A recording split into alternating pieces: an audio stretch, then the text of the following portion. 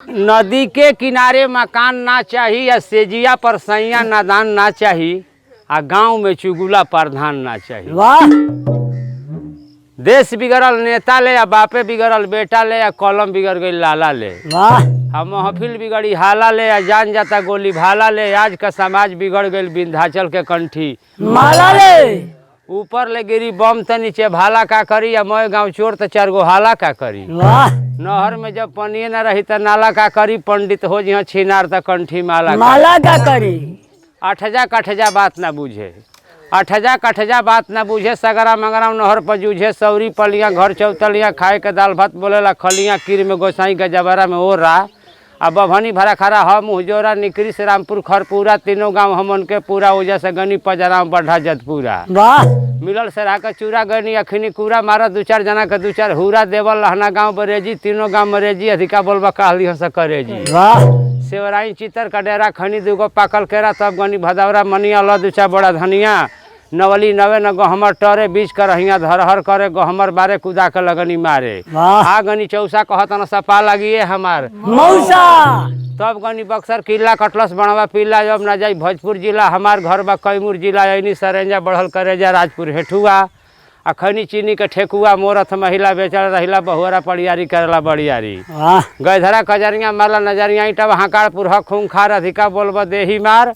नागपुर सगरा करेला झगड़ा। नहरी पे आके फोरेला गगरा।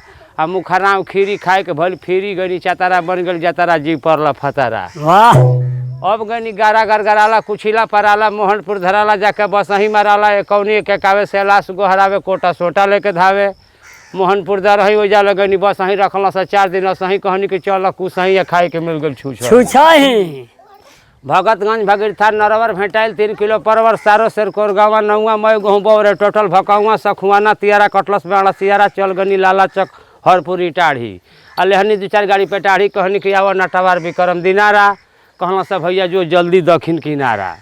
और कुण गोपालपुर से मरा नोखा खनी दाब के लिट्टी चोखा सासाराम कर हगर रुपये उठा ल 2-4 गो पैसा आ गनी खैरा कॉलेज। वाह तनकिया सा बढ़ल नॉलेज कहनी छोड़ा सनकुल कॉलेज। बीए के ढेर जना बकरी चरावत न गनी कुदरा करौनी 20 रुपया खुदरा आ गनी सकरी।